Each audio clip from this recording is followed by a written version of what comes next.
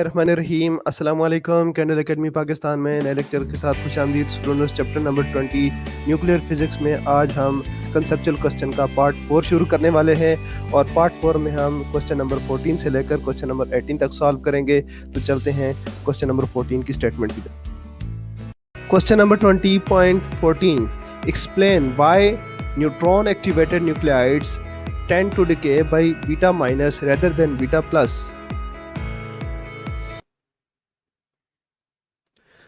Question number 20.14 में पूछा हुआ है कि explain why neutron activated nuclides tend to decay beta minus rather than beta plus.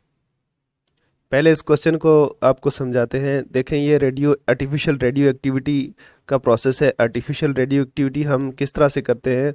जिस मटेरियल को रेडियो एक्टिव बनाना होता है हम उसके ऊपर बम्बार्डमेंट करते हैं, या अल्फ़ा पार्टिकल की या न्यूट्रॉन्स की। तो न्यूट्रॉन या अल्फ़ा पार्टिकल की जब हम बम्बार्डमेंट करते हैं तो जो सब्सटेंस है जिसके ऊपर ये बम्बार्डमेंट हम कर रहे हैं वो रेडियो एक्टिव बन जाता है और वो रिलीज़ करना शुरू कर देता है। रेडियो एक्टिव जो रेडिएशन है रिलीज करना शुरू कर देता है, या बीटा प्लस रेडिएशन रिलीज़ करता है, या बीटा माइनस, या अल्फ़ा पार्टिकल रिलीज़ करता है, गैमा रेडिएशन। तो रेडियो एक्टिविटी के अंदर जितनी रेडिएशंस आती हैं वो रिलीज़ होना, उनमें से कोई भी रिलीज़ होना शुरू हो जाती है अकॉर्डिंग टू सिचुएशन। अब क्वेश्चन ये है कि अगर हम ये एक्टिविटी कहते हैं इसको आर्टिफिशियल, हम एक आइसोटोप की बम्बार्डमेंट करते हैं मटेरियल के ऊपर, तो वो जब रेडियो एक्टिव बन जाता है तो इस प्रोसेस को एक्टिविटी कहते हैं। तो अगर कोई मटेरियल हो जिसके ऊपर हम न्यूट्रॉन की बम्बार्डमेंट करें तो न्यूट्रॉन की बम्बार्डमेंट करने से बीटा रेडिएशन रिलीज़ होती हैं। ये क्वेश्चन पूछा हुआ है कि बीटा माइनस रेडिएशन यानी इलेक्ट्रॉन्स रिलीज़ होते हैं, तो पॉजिट्रॉन यानी बीटा प्लस पार्टिकल्स क्यों रिलीज़ नहीं होते, इसकी वजाहत करनी है। अब स्टूडेंट्स हम देख लेते हैं कि बीटा प्लस और बीटा माइनस रेडिएशन का कब रिलीज़ होती हैं। देखें, ये आपके पास न्यूट्रॉन है जिसका मास नंबर 1 है, 0 उसका चार्ज है। अगर ये बीटा न्यूट्रॉन जब पार्टिकल रिलीज़ करता है तो ये beta particle minus beta minus particle release करता है, और चूंकि ये शुरू में न्यूट्रल था तो एक इलेक्ट्रॉन इसने रिलीज़ किया है, एक चार्ज नेगेटिव चार्ज रिलीज़ किया है, तो अब ये न्यूट्रल नहीं रहा, अब इसके ऊपर पॉजिटिव चार्ज आ गया, तो ये कन्वर्ट हो जाता है प्रोटॉन के अंदर P11। तो न्यूट्रॉन जब डिके होता है, न्यूट्रॉन जो रिलीज़ करता है, तो न्यूट्रॉन इलेक्ट्रॉन रिलीज़ करने के बाद प्रोटॉन बन जाता है। और इसी तरह बाज़ का प्रोटॉन जो है वो एक बीटा पार्टिकल रिलीज़ कर देता है, प्रोटॉन 11 एक बीटा पार्टिकल रिलीज़ करता है, लेकिन प्रोटॉन जब भी रिलीज़ करेगा बीटा प्लस पार्टिकल रिलीज़ करेगा।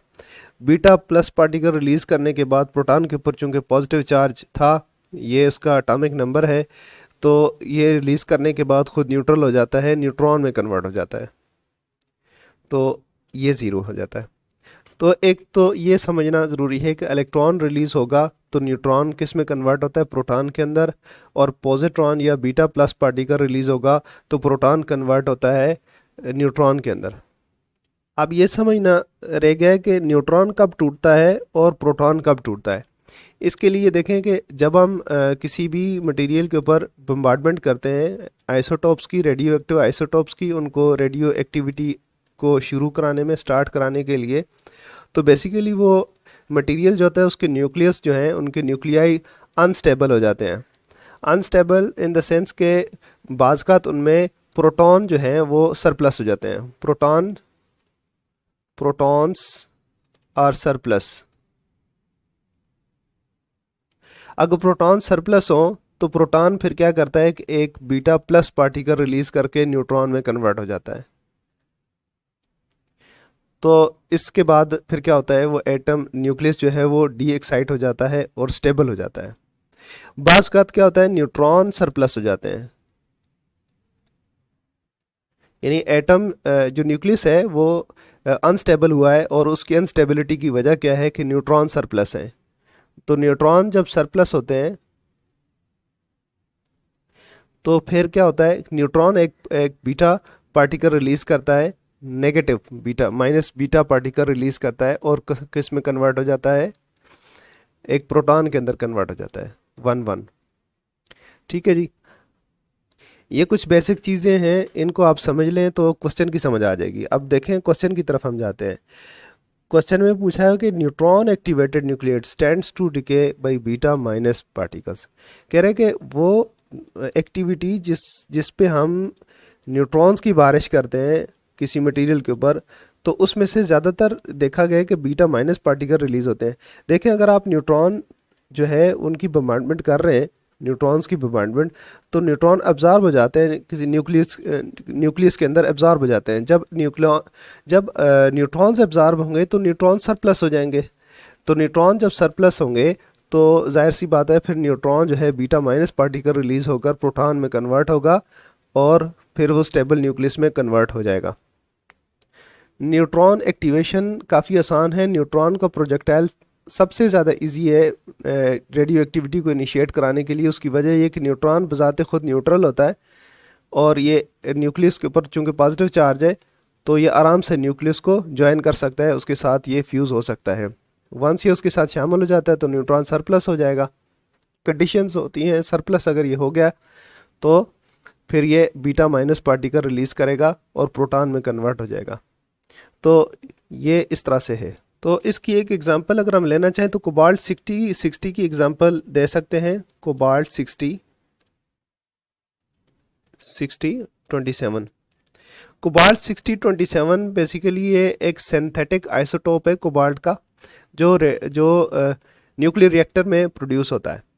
तो न्यूक्लियर रिएक्टर में न्यूट्रॉन अब्जॉर्ब करने के लिए जो अबंडेंट आइसोटोप है इसका कोबाल्ट का, वो यूज़ किया जाता है, जो कि कोबाल्ट 59, कोबाल्ट 5927। तो न्यूक्लियर रिएक्टर में न्यूट्रॉन एब्जॉर्ब करता है कोबाल्ट 59 और ये कन्वर्ट हो जाता है किसके अंदर, कोबाल्ट 60 के अंदर। कोबाल्ट 60 बन जाता है। कोबाल्ट 60 जो है ये अनस्टेबल है, इसकी हाफ लाइफ जो है 5.2713 है, 5.2713 ईयर्स है। तो लिहाजा कोबाल्ट 60 डिके शुरू कर देता है। अब कोबाल्ट 60 का कौन सा पार्टिकल रिलीज करता है, कोबाल्ट 60 रिलीज करता है बीटा पार्टिकल, ये माइनस का, और स्टेबल हो जाता है। लेकिन बीटा पार्टिकल रिलीज करने के बाद कोबाल्ट के अंदर एक न्यूट्रॉन प्रोटॉन के अंदर कन्वर्ट हो जाता है और ये एटॉमिक नंबर इसका चेंज होकर 28 हो जाता है 27 से। लेकिन इसका जो मास नंबर है वो ही रहेगा, क्योंकि पहले जो न्यूट्रॉन था वो प्रोटॉन बन चुका है, तो मास नंबर के ऊपर कोई फ़र्क नहीं पड़ेगा। तो 28 जो नंबर है एटॉमिक नंबर वो निकल का है, तो ये निकल में कन्वर्ट हो जाता है। तो with the release of beta particle, तो इसलिए कोबाल्ट 59 के ऊपर अगर न्यूट्रॉन हम बम्बार्डमेंट करते हैं तो न्यूट्रॉन एब्जॉर्ब करने के बाद ये कन्वर्ट हो जाता है कोबाल्ट 60 के अंदर। कोबाल्ट 60 अनस्टेबल है और ये डिके करना शुरू कर देता है। इसकी हाफ लाइफ 5.2713 ईयर्स है। तो ये डिके होकर बीटा माइनस का पार्टिकल रिलीज़ करता है, इलेक्ट्रॉन रिलीज़ करता है और निकल 60 के अंदर कन्वर्ट हो जाता है। Next question, conceptual question 20.15, why are large nuclei unstable? Next question है 20.15, why are large nuclei unstable? conceptual question 20.15 में पूछा है why are large nuclei unstable। तो लार्ज न्यूक्लियाई अनस्टेबल क्यों होते हैं उसकी हम आपको रीज़न बताते हैं। लार्ज न्यूक्लियाई जो है उनके अंदर नंबर ऑफ प्रोटॉन ज़्यादा होते हैं, number of protons are large, number of proton is large. ठीक है जी। तो नंबर ऑफ प्रोटॉन के ज़्यादा होने की वजह से क्या होता है, उसका पैकिंग फ्रैक्शन जो है वो लेस हो जाता है। न्यूक्लियस का जो पैकिंग फ्रैक्शन है वो लेस हो जाता है। पैकिंग फ्रैक्शन को हम एफ से डिनोट करते हैं और इसको हम लिखते हैं ई बी अपॉन ए। और इस ई बी को हम किस तरह से लिखते हैं, ये पैकिंग फ्रैक्शन का फार्मूला है ZMP, यानी नंबर ऑफ़ प्रोटॉन्स जो हैं उनका मास आपने टोटल करना है और नंबर ऑफ़ न्यूट्रॉन्स उनका मास टोटल करना है, दोनों को सम करना है। किसी भी न्यूक्लियस के अंदर जितने नंबर ऑफ़ प्रोटॉन्स हैं, नंबर ऑफ़ न्यूट्रॉन्स हैं, उनको ऐड करके उनके मासेस के साथ मल्टीप्लाई करना है, फिर सम कर देना है। माइनस करना है न्यूक्लियस का जो एक्चुअल मास है उसको माइनस कर देना है, क्योंकि हमेशा ये वाला मास ज़्यादा होगा। तो ये जो कैलकुलेशन आएगी ये डेल्टा एम होगी, जिसको हम मास डिफेक्ट कहते हैं। इसको आप सी स्क्वायर के साथ मल्टीप्लाई करेंगे तो ये एनर्जी बन जाएगी। इसको बाइंडिंग एनर्जी कहते हैं। जो मास डिफेक्ट से एनर्जी कैलकुलेट करते हैं आप, उसको बाइंडिंग एनर्जी कहते हैं। अब बाइंडिंग एनर्जी को आप अगर एटॉमिक मास के ऊपर डिवाइड कर देते हैं तो ये बाइंडिंग एनर्जी पर न्यूक्लियॉन्स बन जाती है, जिसको हम पैकिंग फ्रैक्शन कहते हैं। अगर किसी भी न्यूक्लियस की बाइंडिंग एनर्जी पर न्यूक्लियॉन्स ज़्यादा हो, यानी पैकिंग फ्रैक्शन उसका ज़्यादा हो, तो वो ज़्यादा स्टेबल होता है। Binding basically packing fraction is the measure of stability of the nucleus. तो पैकिंग फ्रैक्शन ज़्यादा होने का मतलब क्या है? बाइंडिंग एनर्जी पर न्यूक्लियॉन ज़्यादा है और एटम या न्यूक्लियस जो है वो ज़्यादा स्टेबल है। अब प्रोटॉन के बढ़ जाने की वजह से पैकिंग फ्रैक्शन कम कैसे होता है, ये इसकी हम आपको वजाहत कर देते हैं। न्यूक्लियस में प्रोटॉन एक दूसरे को, यानी प्रोटॉन न्यूट्रॉन एक दूसरे के साथ जुड़े हुए। ये किस फोर्स के साथ जुड़े हुए? इस फोर्स को कहते हैं न्यूक्लियर फोर्स। और न्यूक्लियर फोर्स के को हमें पता है कि ये शॉर्ट डिस्टेंस फोर्स है, शॉर्ट डिस्टेंस फोर्स है। अब शॉर्ट डिस्टेंस फोर्स होने की वजह से ये ज़्यादा रेंज तक, इसकी ज़्यादा रेंज नहीं होती, ज़्यादा डिस्टेंस नहीं होता। लिहाजा एक न्यूक्लियस के अंदर शॉर्ट डिस्टेंस फोर्स सिर्फ न्यूक्लियॉन टू न्यूक्लियॉन काम करती है, यानी एक नेबर वाले न्यूक्लियॉन तक ही है शॉर्ट डिस्टेंस न्यूक्लियर फोर्स। यानी अगर आप फ़र्ज़ करें कि ये एक प्रोटॉन है P, तो शॉर्ट डिस्टेंस न्यूक्लियर फोर्स इसके साथ वाले प्रोटॉन पर होगी, इसके साथ वाले प्रोटॉन या न्यूट्रॉन पे होगी, इस पर होगी, लेकिन इसकी फोर्स इस वाले प्रोटॉन के ऊपर नहीं होगी, क्योंकि डिस्टेंस ज़्यादा हो गया। जैसे ही डिस्टेंस जो है ना एक पार्टिकल का भी ज़्यादा हो जाता है तो शॉर्ट डिस्टेंस न्यूक्लियर फोर्स काम नहीं करती। इसके बरक्स जो प्रोटॉन के बीच में इलेक्ट्रोस्टैटिक फोर्स ऑफ रिपल्शन है, वो लॉन्ग डिस्टेंस है, वो काफ़ी ज़्यादा डिस्टेंस पर काम करती है। तो इसलिए एक प्रोटॉन यहाँ पे है तो उस प्रोटॉन को ये वाला प्रोटॉन भी रिपेल कर रहा है, ये भी रिपेल कर रहा है, ये आपस में सारे रिपेल कर रहे हैं। तो जितने नंबर ऑफ प्रोटॉन्स किसी न्यूक्लियस के अंदर बढ़ जाएंगे, न्यूक्लियस अगर बड़ा होगा, हैवी न्यूक्लियस होगा, तो उसमें जाहिर सी बात है नंबर ऑफ प्रोटॉन ज़्यादा होंगे। नंबर ऑफ प्रोटॉन ज़्यादा होने की वजह से सारे के सारे प्रोटॉन एक दूसरे को रिपेल करने की खास सलाहियत रखते हैं, जिसकी वजह से शॉर्ट डिस्टेंस न्यूक्लियर फोर्स जो है वो कम होती जाती है, क्योंकि रिपल्शन आपकी बढ़ती जा रही है। शॉर्ट डिस्टेंस न्यूक्लियर फोर्स सिर्फ नेबर वाले पार्टिकल के ऊपर एक्ट कर रही है, जबकि लॉन्ग डिस्टेंस की फोर्स ऑफ रिपल्शन जो है वो पूरी न्यूक्लियस के अंदर सारे पार्टिकल्स के बीच एग्जिस्ट करती है, मास वाई न्यूट्रॉन के। तो प्रोटॉन का ज़्यादा होना किसी भी न्यूक्लियस के अंदर जो है वो शॉर्ट डिस्टेंस न्यूक्लियर फोर्स को वीक कर देता है। जब short distance nuclear force week होती है तो बाइंडिंग एनर्जी पर न्यूक्लियॉन ये डिक्रीज़ हो जाती है, और ये डिक्रीज़ होने की वजह से एटम जो है अनस्टेबल हो जाते हैं। तो इसलिए लार्ज न्यूक्लियाई जो हैं वो अनस्टेबल होते हैं, वो स्प्लिट हो सकते हैं ईजीली। और रेडियो एक्टिविटी भी लार्ज न्यूक्लियाई की वजह से, लार्ज न्यूक्लियस की से ही हो रही होती है। लार्ज न्यूक्लियस ही डिके होकर रेडियो एक्टिव जो रेडिएशंस हैं वो रिलीज़ कर रहे होते हैं। Next question, conceptual question 20.16. What happens to the atomic number and mass number of a nucleus that A. emits an electron, B. undergoes an electron, C. emits an alpha particle? Next question है 20.16. What happens to atomic number and mass number of a nucleus that emits an electron, undergoes an electron and emits alpha particle? तीनों को बारी बारी discuss कर लेते हैं। सबसे पहले हम देखते हैं इलेक्ट्रॉन एमिशन में क्या होता है, मास नंबर और चार्ज नंबर पे क्या फ़र्क पड़ता है। इलेक्ट्रॉन एमिशन, किसी भी न्यूक्लियाइड के अंदर अगर बीटा डिके हो रहा है तो उसके मास नंबर पे कोई फ़र्क नहीं पड़ता, बल्कि उसके एटॉमिक नंबर पे फ़र्क पड़ता है। अगर इलेक्ट्रॉन एमिट होता है तो एटॉमिक नंबर के अंदर 1 यूनिट का इजाफा हो जाता है। वो इसलिए क्योंकि इलेक्ट्रॉन जो रिलीज़ होता है न्यूट्रॉन से, न्यूट्रॉन 1 0 मास नंबर 1, न्यूट्रॉन एक इलेक्ट्रॉन रिलीज़ करता है, इलेक्ट्रॉन रिलीज़ करने के बाद प्रोटॉन में कन्वर्ट हो जाता है और इस तरह बीटा, इसको बीटा डिके कहते हैं। तो अगर हम इसका रिएक्शन लिखना चाहें तो इस तरह से लिख सकते हैं Z A gives X Y Z + 1 A। Atomic mass के ऊपर कोई फ़र्क पड़ने वाला नहीं है, बल्कि एटॉमिक नंबर में एक का इजाफा हो जाएगा क्योंकि एक प्रोटॉन बढ़ गया है। न्यूट्रॉन पहले न्यूट्रल था, न्यूट्रॉन चूँकि न्यूट्रल होता है तो इसलिए एटॉमिक नंबर में इसका कंट्रीब्यूशन नहीं होता, लेकिन जब ये कन्वर्ट हो गया प्रोटॉन के अंदर, तो प्रोटॉन में कन्वर्ट हो गया तो ये एटॉमिक नंबर में एक का इजाफा करना पड़ेगा और इससे एक इलेक्ट्रॉन जो है ये रिलीज़ होता है। नेक्स्ट है इलेक्ट्रॉन अंडरगोज इलेक्ट्रॉन या electron capture. Electron capture, electron कब कैप्चर होते हैं? न्यूक्लियस के अंदर अगर प्रोटॉन सरप्लस हो जाए, प्रोटॉन्स सरप्लस हो जाए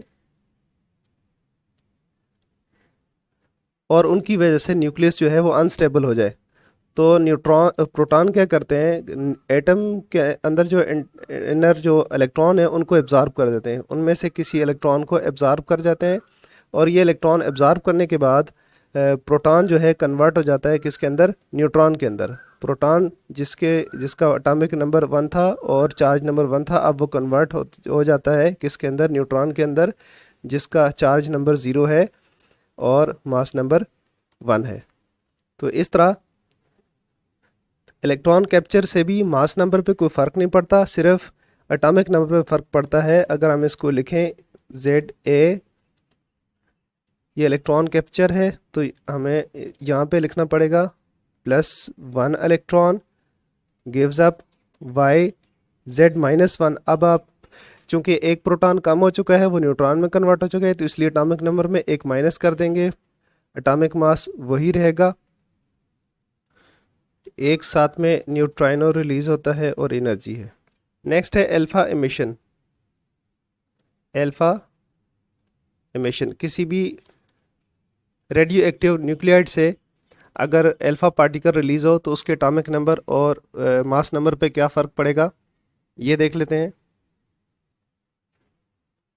अल्फा पार्टिकल का मास नंबर 4 होता है, चार्ज नंबर 2 होता है, इसलिए किसी भी एलिमेंट से, किसी भी न्यूक्लियस से अगर अल्फा पार्टिकल रिलीज़ होता है, अगर उसका एटॉमिक नंबर Z हो और एटॉमिक मास उसका A हो, तो वो रिलीज़ करने के बाद A में से आप 4 माइनस करेंगे, एटॉमिक मास में 4 की कमी आ जाएगी और एटॉमिक नंबर में 2 की कमी आ जाएगी, क्योंकि 2 प्रोटॉन और 2 न्यूट्रॉन इसमें से रिलीज़ हो चुके होंगे। तो इसलिए जो नया एलिमेंट होगा उसमें मास नंबर में 4 यूनिट्स की कमी आएगी और एटॉमिक नंबर में 2 यूनिट्स की कमी आएगी। Next question, conceptual question 20.17, how many alpha decay occur in decay of thorium 29890 to lead 21282? Next question है 20.17, how many alpha decay occur in decay of thorium 298 to 90 into PB, इन lead है, PB lead होता है 21282। तो ये बड़ा आसान है, number of alpha decay find करना बहुत आसान है। हम शॉर्टकट इसका बता देते हैं, फिर हम डिटेल से ही बात कर लेंगे इसके ऊपर। सबसे पहले आप इसका जो मास नंबर है देखें, मास नंबर के अंदर कितनी चेंज आ रही है। तो आप लिखें 298 माइनस 212, इसका डिफरेंस आप निकालें। 298 माइनस 212 कितना डिफरेंस बनता है? सॉरी, ये थोड़ा गलत लिखा गया था, ये 298 नहीं है, 228 है, तो इसको भी 228 आप कर लें, 228 और इसका डिफरेंस निकालें तो ये 16 बनता है। अब अल्फा पार्टिकल जो है इसका मास नंबर होता है 4 और चार्ज नंबर 2 होता है, तो आपने मास डिफरेंस निकाल लिया, 16 का डिफरेंस आता है, तो 16 को आप 4 पे डिवाइड करें तो कितना आंसर आ गया? 4, यानी 4 अल्फा पार्टिकल रिलीज़ हो रहे हैं। आप इसको वेरीफाई कर सकते हैं मास नंबर के साथ भी। 90 माइनस 82 करें, 90 माइनस 82, तो इसका जवाब आता है कितना, 8, 8 आता है। तो 8 को भी आप मास नंबर आपने देखे हैं, सॉरी एटॉमिक नंबर देखा है, तो एटॉमिक नंबर इसका अल्फा पार्टिकल का 2 होता है, तो इसको आप 2 पे डिवाइड करें तो इसका आंसर भी 4 आता है। तो ये कंफर्म हो गया कि 4 अल्फा पार्टिकल रिलीज होते हैं, तो थोरियम जो है वो कन्वर्ट हो जाती है लेड 212 के अंदर। अगर आप इसको शार्ट लिखना चाहें तो इस तरह से लिख सकते हैं, TH90 228 gives up PB220 PB212 212 और 82 प्लस 4 अल्फा पार्टिकल्स। तो ये शार्ट है, लेकिन ये एक तरह से इस तरह 4 पार्टिकल रिलीज नहीं होते, बल्कि सीरीज है, सीरीज ऑफ एमिशन है। तो इसको अगर आप डिटेल से देखना चाहें तो इस तरह से लिख सकते हैं, एक एक अल्फा पार्टिकल रिलीज़ करें और देखें कि जो पेरेंट एलिमेंट है वो कौन से डॉटर एलिमेंट में कन्वर्ट हो रहा है। तो सबसे पहले एक अल्फा पार्टिकल आप इससे रिलीज़ करवाएं। नेक्स्ट पेज पे चले जाते हैं। तो थोरियम 228 90, एक अल्फा पार्टिकल रिलीज होगा तो ये कन्वर्ट हो जाती है रेडियम के अंदर, रेडियम में कन्वर्ट हो जाती है। रेडियम 88 90 में से 2 गए, 88 रह गए, और 228 में से 4 गए, 224 रह गए। तो रेडियम और एक अल्फा पार्टिकल रिलीज हुआ। अल्फा पार्टिकल को हम या तो अल्फा पार्टिकल यूं लिखें या फिर इसको हीलियम न्यूक्लियाई लिखते हैं ऐसे। तो फिर इसके बाद इससे एक अल्फा पार्टिकल रिलीज होता है 88 224, और इसमें से जब अल्फा पार्टिकल रिलीज होता है तो ये कन्वर्ट हो जाती है रेडॉन के अंदर। रेडॉन जिसका मास नंबर 220 है, 4 इसमें से माइनस करें आप तो 220 हो गया, और 2 इसमें से माइनस करें तो ये बनता है 86, और अल्फा पार्टिकल आपके पास यूं रिलीज हो गया, दूसरा अल्फा पार्टिकल 2 हो गए। फिर आप देखें कि रेडॉन जो है वो मज़ीद एक अल्फा पार्टिकल रिलीज करता है 86, तो ये कन्वर्ट होता है पोलोनियम के अंदर। पोलोनियम 216, 4 इसमें से आप माइनस करें मास नंबर में से तो ये 216 हो गया, और 86 में से 2 माइनस करें तो ये 84 हो जाता है। 84 पोलोनियम का है, तो एक अल्फा पार्टिकल यहाँ से और रिलीज हो गया। कितने अल्फा पार्टिकल हो गए, 3 अल्फा पार्टिकल्स हो गए। अब पोलोनियम एक और अल्फा पार्टिकल रिलीज करता है PO 216 84, और ये कन्वर्ट होता है लेड के अंदर। ये कन्वर्ट हो गया लेड में 212 और 82, 4 इसमें माइनस करें तो 212 हो गए, 2 इसमें से माइनस करेंगे तो ये 82 यानी 82 हो गए। तो एक अल्फा पार्टिकल और रिलीज हो गया, ऐसे लिख लें। तो यूं 4 अल्फा पार्टिकल रिलीज हुए हैं, तो थोरियम जो है कन्वर्ट हो गई है किसके अंदर, लेड के अंदर। Next question, conceptual question 20.18, what is colour force. Last question है 20.18, पूछा गया है कि what is colour force. Students, colour force fundamental force है जो क्वार्क्स को आपस में बांध के रखती है, और इसके नतीजे में प्रोटॉन्स और न्यूट्रॉन्स जो है बनते हैं। सबसे पहले हम क्वार्क्स देख देते हैं कितनी किस्म के होते हैं, और फिर प्रोटॉन और न्यूट्रॉन की कम्बिनेशन किस तरह से होती है, क्वार्क्स की कम्बिनेशन उससे प्रोटॉन न्यूट्रॉन बनते हैं। तो जो फोर्स इनको आपस में जोड़ के रखती है क्वार्क्स को, ये फोर्स कलर फोर्स कहलाती है। इतना सा हमारा जवाब है, लेकिन थोड़ा सा हम डिटेल में बात कर लेते हैं। तो क्वार्क्स कितनी किस्म के हैं, सबसे पहले ये समझें कि क्वार्क्स क्या होते हैं। ये प्रोटॉन्स और न्यूट्रॉन्स जो हैं ये एलिमेंट्री पार्टिकल्स नहीं हैं, बल्कि ये सिस्टम्स हैं, यानी ये भी कंसिस्ट करते हैं मज़ीद, इनके अंदर मज़ीद पार्टिकल हैं जो आपस में जुड़े हुए हैं और प्रोटॉन्स और न्यूट्रॉन्स जो हैं उससे बनते हैं। डिटेल पार्टिकल जो हैं वो आपने लास्ट टॉपिक में, इस चैप्टर के लास्ट टॉपिक में अगर किसी ने पढ़ा हो तो उसमें पढ़ा होगा, बट हम यहाँ पे टू द पॉइंट बात करेंगे। 6 किस्म के क्वार्क्स होते हैं अप, जिसको हम यू से डिनोट करते हैं, और इसका जो चार्ज होता है +2/3e होता है। इसके बाद है डाउन, जिसको हम डी से डिनोट करते हैं, डाउन क्वार्क, और इसके ऊपर -1/3e का चार्ज होता है। और फिर है स्ट्रेंज, जिसको हम एस से डिनोट करते हैं, और इसके ऊपर -1/3e का चार्ज होता है। और चार्म, जिसको सी से डिनोट करते हैं, चार्म क्वार्क है और +2/3e का चार्ज होता है। और देन बॉटम, जिसके ऊपर बी से डिनोट करते हैं और -1/3e का चार्ज होता है। और लास्ट है टॉप, जिसको टी से डिनोट करते हैं और इसके ऊपर +2/3 का ई का चार्ज होता है। ये जो रेड वाले क्वार्क्स हैं, रेड कलर मैंने इनको कर दिया है, ये -1/3e का चार्ज है, और ये हैं डाउन, स्ट्रेंज एंड बॉटम। और जो ब्लू हैं ये हैं अप, चार्म और टॉप, इनके ऊपर +2/3e का चार्ज है। अब प्रोटॉन की क्या कन्फिग्रेशन होती है? प्रोटॉन के अंदर और न्यूट्रॉन दोनों के अंदर 3-3 क्वार्क्स होते हैं। तो इसमें अंदर प्रोटॉन के अंदर दो अप क्वार्क्स होते हैं U, और एक डाउन क्वार्क होता है। इसी तरह न्यूट्रॉन के अंदर जो है एक अप क्वार्क होता है और 2 डाउन क्वार्क होते हैं।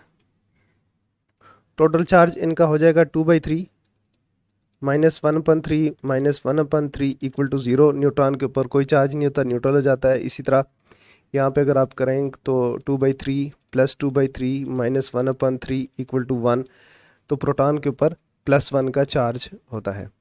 तो वो फोर्स जो इनको यहाँ पे होल्ड कर के रखती है क्वार्क्स को, ये फोर्स जो है कलर फोर्स कहलाती है।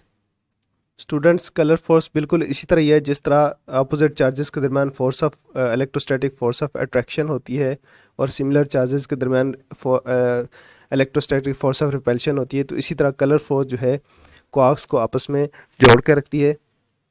हम देखते हैं कि एक पॉजिटिव चार्ज जिस तरह के एक प्रोटॉन है न्यूक्लियस के अंदर और उसके बाद एक इलेक्ट्रॉन है, तो ओवरऑल इस एटम के ऊपर न्यूट्रल हो जाता है, कोई चार्ज नहीं होता, एक दूसरे को कैंसिल कर देते हैं। लेकिन कलर फोर्स में ऐसा नहीं होता। कलर फोर्स 100% न्यूट्रल नहीं होती, बल्कि इसका रेजिडुअल बच जाता है, और ये रेजिडुअल फोर्स जो है वो स्ट्रॉन्ग न्यूक्लियर फोर्स बन जाती है जो न्यूक्लियॉन्स को बांध कर रखती है। इसके साथ ही हमारा आज का लेक्चर ख़त्म हुआ। स्टूडेंट्स इजाज़त दीजिए, नेक्स्ट लेक्चर में एग्जाम्पल्स सॉल्व करेंगे। अल्लाह हाफिज़।